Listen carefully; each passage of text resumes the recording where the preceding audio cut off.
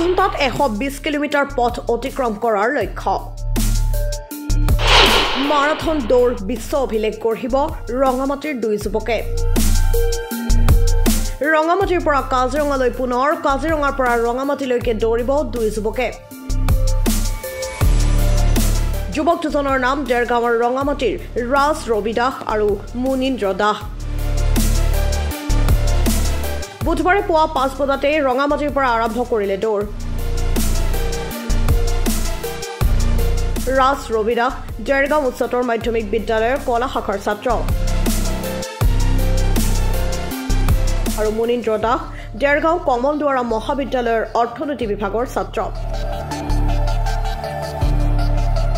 দুই যুৱকৰে আছে ভৱিষ্যতে ৰাষ্ট্ৰীয় পৰ্যায়ৰ খেলত অংশগ্ৰহণ কৰাৰ সপোন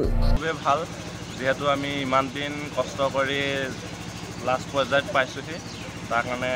কৃতজ্ঞ গোটেই আমাৰ ৰঙামাটি ৰাইজ লগতে ৰেবু হাজৰিকা দা তেখেতে বহুত সহায় সহযোগ আমাৰ লগত যেনেদৰে আছে আমি তেখেতলৈও বহুত কি ক'ম আমাৰ মানে বুজাব নোৱাৰি সেইটো কিমান কিলোমিটাৰ যাব কিমান কিলোমিটাৰ মানে আমি 120 কিলোমিটাৰ অতিক্ৰম কৰি ৰঙামাটিৰ পৰা কাজিৰঙা একেৰাহে আপ এণ্ড ডাউন হ'ব ৰাইজে যথেষ্ট ওলাই আহিছে আপোনালোকৰ ৰাইজৰ আমাৰ ৰঙামাটি ৰাইজৰ বহুত সহায় সহযোগ পাইছোঁ তাৰ কাৰণে বহুত কৃতজ্ঞ